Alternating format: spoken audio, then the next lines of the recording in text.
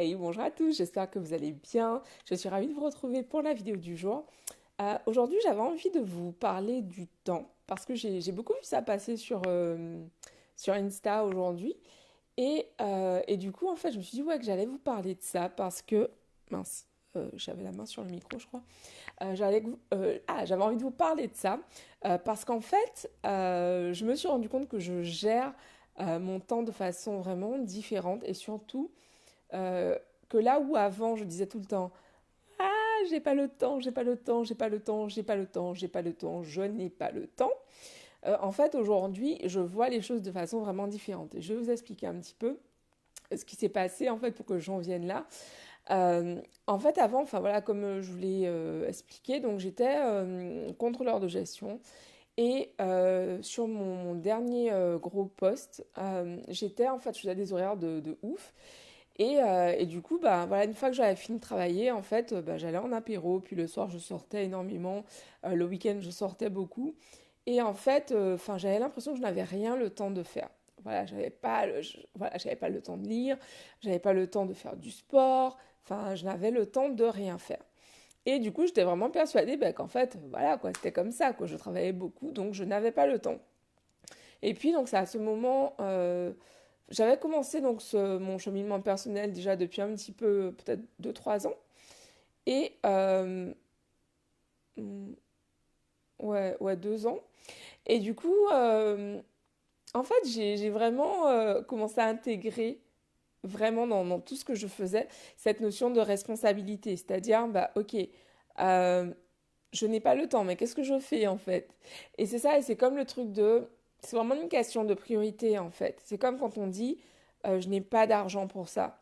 Est-ce que c'est une priorité pour toi? Oui ou non? C'est ça le truc en fait. Et parce que quand quelque chose est une priorité pour nous, on trouve le temps.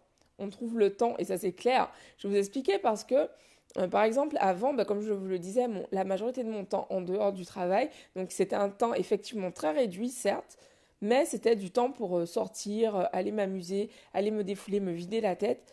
Parce qu'en fait, bah, moi, je voulais juste penser, voilà, à tenir le coup, arriver jusqu'au vendredi soir, respirer, être en stress toute la semaine. Et à partir du moment en fait où j'ai commencé à vivre les choses différemment, où j'ai commencé vraiment à me dire, ok, donc je suis à ce poste, clairement ce n'est pas ce que je veux faire de ma vie, qu'est-ce que je veux faire? Donc j'ai commencé à travailler sur ce qui était important pour moi. En fait, ben, tout ce temps que je passais en apéro, en soirée, il s'est réduit, mais de ouf en fait.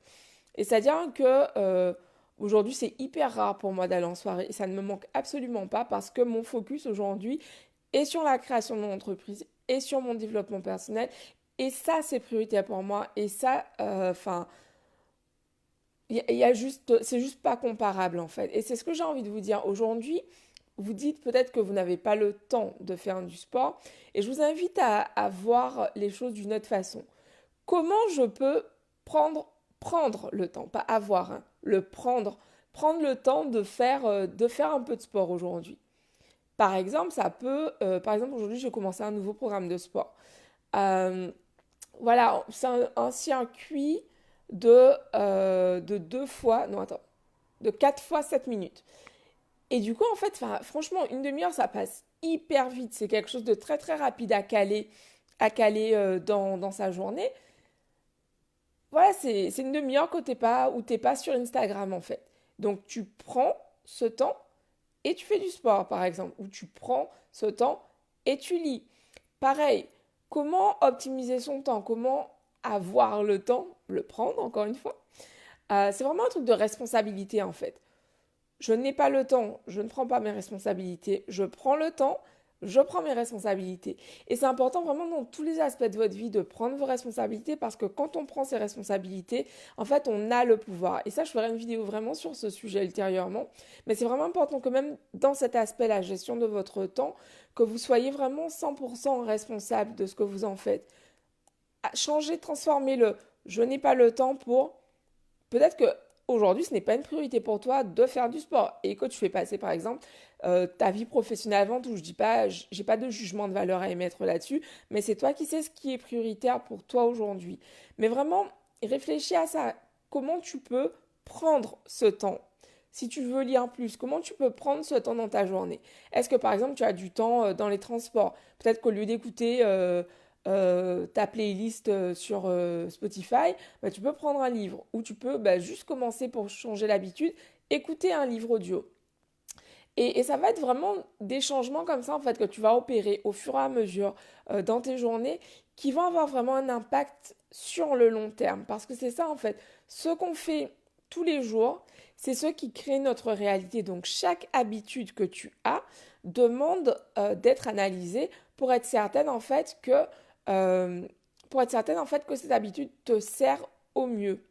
Donc moi c'est vraiment quelque chose que je fais tout le temps. Je scanne, j'allais dire je screen. Je scanne en fait vraiment ce que je fais parce que, par exemple, là tout à l'heure je regardais une série sur Netflix.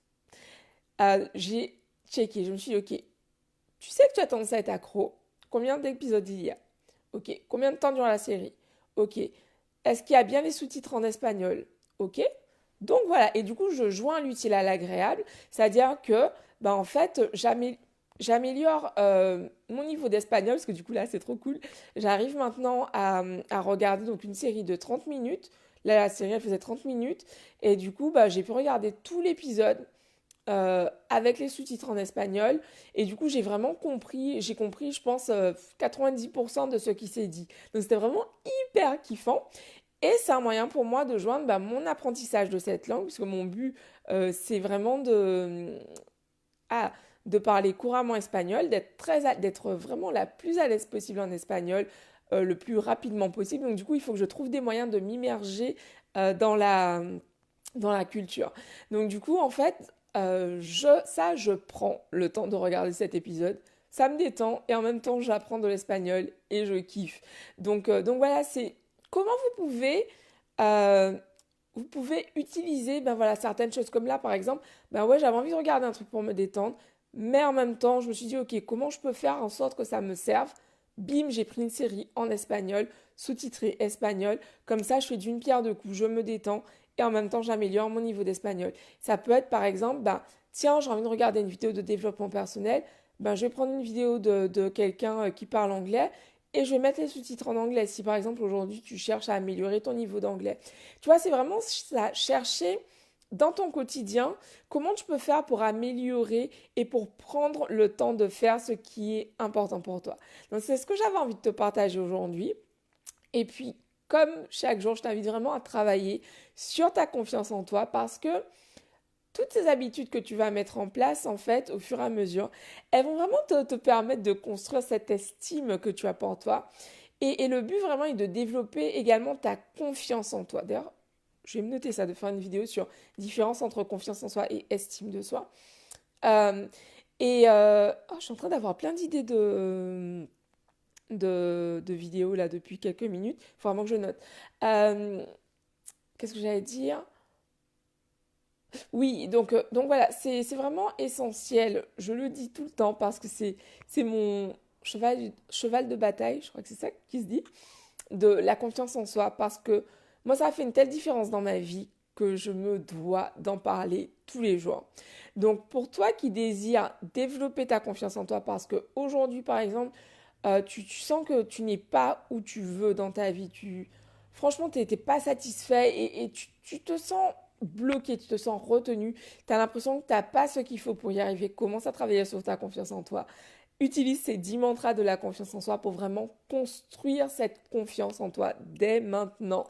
Et puis pour celles d'entre vous qui se sentent vraiment appelées à travailler dès maintenant, vous avez déjà fait avancer peut-être un petit peu, ou en tout cas vous avez vraiment cette envie de travailler ces prochains mois sur vous pour asseoir vraiment une confiance en vous solide. Je vous invite à prendre rendez-vous avec moi. Tous les liens sont en description en haut sur Facebook, dans la bio dans la description sur YouTube et dans la bio sur Instagram. Donc j'ai rendez-vous demain pour une nouvelle vidéo. Bisous à tous ces très belles nouvelles lunes. Pensez à faire vos vœux. La nouvelle lune, c'était ce matin à 10h52. Donc profitez-en, vous avez encore le temps de faire vos vœux. Je vous embrasse et je vous dis rendez-vous demain. Ciao!